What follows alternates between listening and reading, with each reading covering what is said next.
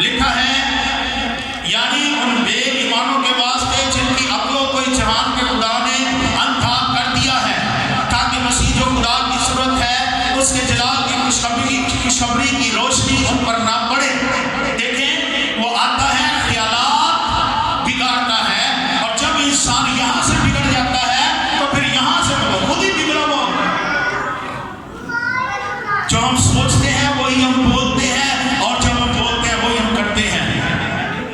تو اس لیے یہاں آ کر وہ کام کرتا ہے، اور بائبل کہتی ہے جو لوگ اس کے نشانے کا تیر کا شکار ہو جاتے ہیں، لکھا ہے ان کی عقلوں کو شیطان کیا کر دیتا ہے، پھر پڑھیں گے، لکھا ہے یعنی ان بے ایمانوں کے واسطے جن کی عقلوں کو جہان کے خدا نے اندھا کر دیا ہے، تاکہ مسیح جو خدا کی صورت ہے اس کے جلال کی خوشخبری کی روشنی ان پر نہ پڑے۔ ہم نے آنکھوں کے اندھے دیکھے ہیں جو بینائی سے محروم ہیں، لیکن شیطان آنکھوں سے اندھا بھی کر سکتا ہے، پر وہ ایسا کم ہی کرتا ہے، لیکن وہ زیادہ یہ کرتا ہے کہ انسان کو عقل سے اندھا کرتا ہے۔ کس سے اندھا کرتے ہیں؟ عقل کو تاریک کر دیتا ہے، اندھیرا کر دیتا ہے زندگی کے اندر۔ اور آپ جانتے ہیں کہ ایک اندھا شخص دیکھ نہیں پاتا، اس کو نہیں پتا سامنے کیا ہے، پیچھے کیا ہے، ادھر کیا ہے۔ شاید وہ تھوڑا بہت آئیڈیا لگا لیتا ہے چھو کر، لیکن وہ جس طرح ایک صحیح شخص روشنی میں دیکھ سکتا ہے وہ نہیں دیکھ سکتا۔ آئے میں آپ کو اس کی مثال دیتا ہوں۔ پچھلے سنڈے کا جو چند اخبار تھا، اس کا جو میگزین ہے، ہر سنڈے میگزین آتا ہے، اس میگزین کے بالکل پچھلے پیج پر ایک اشتہار تھا، جو اشتہار ایک ایسے ہسپتال کی طرف سے تھا جو لوگوں کا علاج کرتا ہے جو لوگ منشیات اور نشے کی لت میں پڑ جاتے ہیں۔ آپ کسی بھی شخص سے بات کریں اور اسے پوچھیں کہ کسی بھی نشے کو سامنے رکھیں اور اسے کہیں جی کیا یہ نشہ جو آپ کرتے ہیں فائدہ مند ہے، وہ کیا جواب دے گا؟ ہاں، کیا جواب دے گا؟ اگر میں آپ سے سوال کروں کہ کون سا نشہ ہے جو انسان کو فائدہ پہنچاتا ہے؟ ہاں، دیکھ میں کوئی تو ہوگا، کیوں بھائی شاید کوئی ہو، تھوڑا نظر دوڑا ہے نہیں، میں نشوں کی بات ہے، کوئی نشہ فائدہ مند؟ ہاں، اچھا چلیں، اگر ایک ایسے شخص کی آنکھوں کے سامنے جس کی آنکھیں دیکھتی ہوں آپ زہر کا پیالہ رکھیں، اسے کہیں زہر ہے پی لو، ملے گا؟ ہاں، نہیں پیے گا نا۔ اندھے کے سامنے رکھیں اور اسے کہے زبردست جوس ہے پی لو، کیا کرے گا؟ کیا کرے گا؟ ملے گا نا۔ میں چاہتا ہوں جانیے آج کیا ہو رہا ہے، ہر دوسرا شخص نشہ کر رہا ہے، پتہ ہے کہ یہ تو میری بربادی کا سبب ہے، میرے جسم کو برباد پر کرتا ہے، کیوں؟ کیا اس کو نظر نہیں آتا؟ کیا اس کی آنکھیں کھلی ہوئی نہیں؟ اگر کوئی مجھے کہے پادری صاحب تو انا ہے، میں غصہ کروں گا، پر دیکھیں بائبل کہتی ہے اس جہان کے خدا نے ان کی عقلوں کو اندھا۔ آج کا انسان کیوں ایسا کرتا ہے؟ انسان کیوں نشے میں پھنسا ہے؟ کیوں بدکاری ہے، معاشی ہے؟ کیوں انسان کو ان چیزوں سے ڈر نہیں لگ رہا؟ ایسے لگتا ہے کہ جیسے انہیں نظر نہیں آ رہا،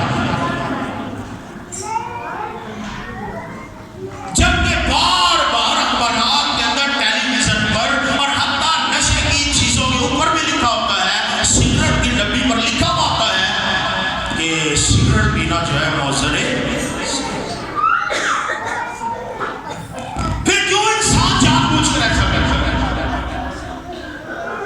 एक ही नतीजा है, उसे नजर नहीं आ रहा। खुदा का रंग रोशन हो जाए, खुदा चाहते हैं हम देखने लगे। आपने देखा लोग जाते हैं मज़ारों पर और कब्रों को सजदा करते हैं। क्या कोई नहीं जानता कि कब्र के अंदर मुर्दे होते हैं? कब्र के अंदर क्या होता है? लोग जाते हैं और जाकर कब्रों को सजदा करते हैं और दावा किया जाता है कि मुरादें पूरी होती हैं। इसके पीछे कौन है? ये इंसान को नजर नहीं आ रहा, ये इंसान को नजर नहीं आ रहा। तो वो क्या करता है? अकलमंदी करता है। इसलिए ईमानदारों को बार बार पालूस रसूल ये कहता है, निजात का कोट पहन लो। क्या करो? निजात का कोट, निजात का कोट। देखिए इफ्सियों 6 बाब 17 आयत, इफ्सियों 6 बाब 17 आयत। कोई भी जल्दी से पढ़े, वक्त नहीं, जल्दी से पढ़े। इफ्सियों 6 बाब 16-17, जल्दी से।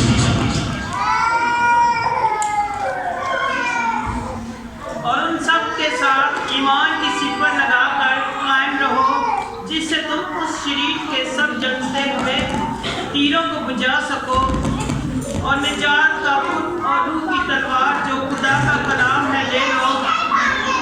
अब कैसे हमने मुकाबला करना है? ईमान, नंबर 1 ईमान की सिपर, नंबर 2 निजात का खोद। ये निजात का खोद जो है ये हेलमेट ऑफ साल्वेशन, निजात का हेलमेट है। निजात क्या है? यानी अगर मैं गुनाह में जिंदगी गुजार रहा तो मैंने अभी निजात दी, लेकिन जब मैं गुनाह से तौबा कर कर यीशु मसीह पर ईमान ले आता हूं, क्या वो मेरे लिए सलीब पर मर गया है? गुनाहों से तौबा करके अब गुनाहों को तर्क करता हूं, तो ये साल्वेशन का हेलमेट मुझे पहनाया जाता है। और फिर भी शैतान अपने तीर चलाता है, और अगर आप हेलमेट को पहने रहते हैं तो आपका ज़हन महफूज रहेगा। लेकिन फिर भी आपने होशियार रहना है, ईमान की सिपर लगाकर और निजात का खोद पहनकर। और तीसरी चीज जिसके जरिए से आप शैतान के तसव्वुरात और ख्यालात को हरा सकते हैं, वो रूह की तलवार खुदा का कलाम है, ले लो। ईमान की सिपर क्या करती है? ईमान की सिपर शैतान के तीरों को रोकती और हमारे ज़हन को महफूज रखती है। और कलाम की तलवार जो मैं आज चला रहा हूं यहां पर, वो शैतान के कामों को, तीरों को बर्बाद करती है। आए खुदा यीशु मसीह के लिए जोरदार ताली।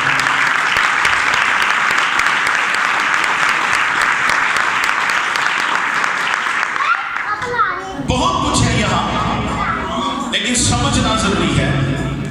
नंबर 1, शैतान आकर हमारी जिंदगी की कमजोरियों को ढूंढता है, हमारे ख्यालात में खराबी पैदा करता है। दूसरे लफ्जों में वो देखता है कि इन्हें, इनकी ख्वाहिश क्या है, इनकी ज़रूरियात क्या हैं, और फिर वो उन ज़रूरियात और ख्वाहिशों को सामने रख कर हमें ऑफर देता है कि मैं ये कर दूंगा पर तुम ये करो मेरे लिए।